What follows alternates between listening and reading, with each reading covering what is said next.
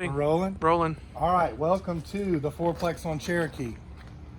All right, we're gonna hit on the big stuff and leave the small stuff for the report. What's different about this unit compared to the last unit, all the wiring's new and all the plumbing for the most part's new, but we still have some neglect. Neglect number one being the fact that the house is lower than the exterior ground soil level. So come on over here. You can see we've got this barrier retaining wall that's in place to prevent the gravel from running. It's essentially as high as the bottom of the building itself. So we're worried about water getting underneath the house, one. We're worried about water that's underneath the house causing issues with the subfloor, two.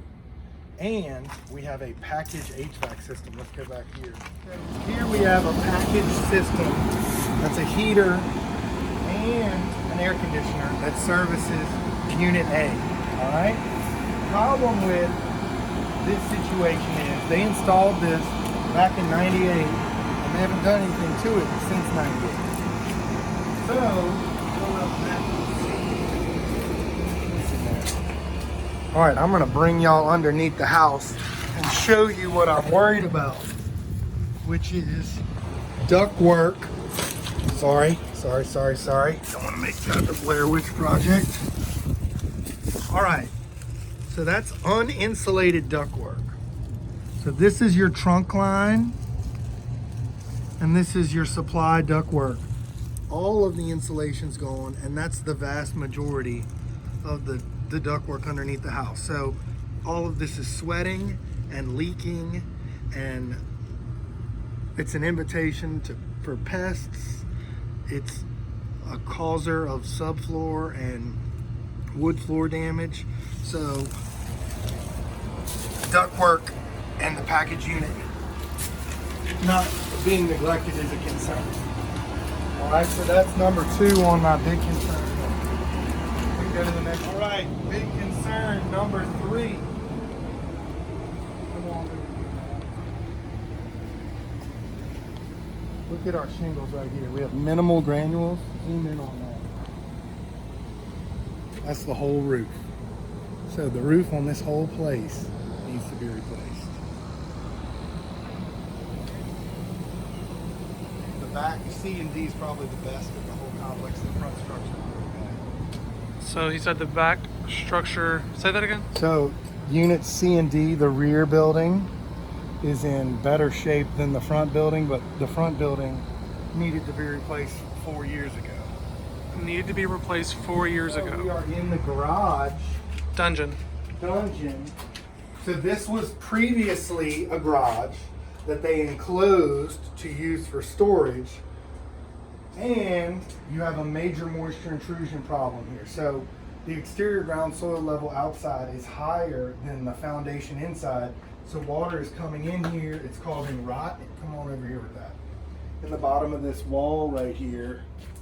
And that's why the sheetrock's cut back, like you can see, because it was harboring moisture.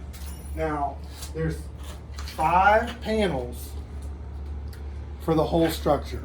5. That's Unit A, Unit B, Unit C, Unit D, and the house panel.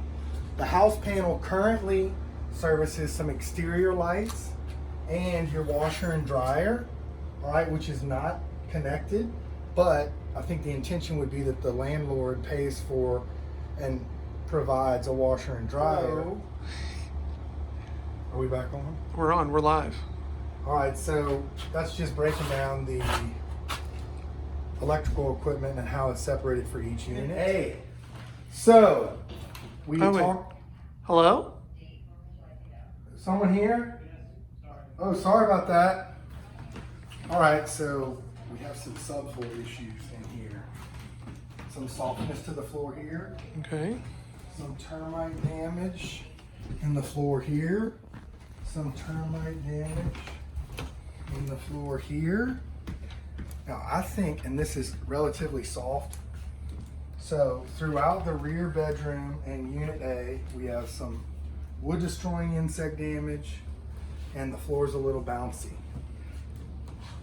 it all goes back to minimal access underneath. Seems like we have water getting underneath there. We have HVAC leaking. This is an invitation for termites.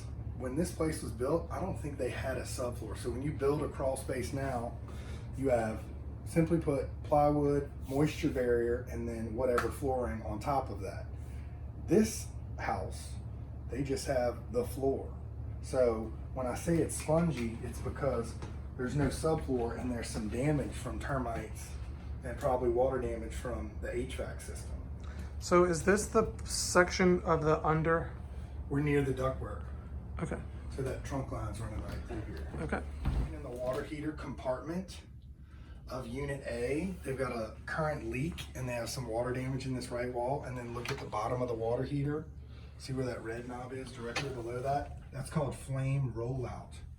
And that's caused from the burner actually flaming out of the burner compartment. So that's an issue and a concern. Here we are walking into Unit C, and we have no threshold and it's open to the garage. All right, come on in. The PTAC wall mounted unit is in very bad shape and it's currently dripping inside in a bucket. I don't think this heater works. The tenant was saying that. This thing is barely getting by as we speak. So that's that. Also, I can't test his ratings because he doesn't use it. This is storage essentially. And the refrigerator has no shelves. So this is the most neglected unit by far. Back in Unit C, we've got some termite damage in the ceiling that they just painted over. I don't know how recent this was, but I didn't see any active termites that we're worried about. I'm gonna get the small stuff to you in the report. You guys call me with any questions and I'll have it to you, we'll say before noon tomorrow at the latest. Thanks, Spence. Thank you.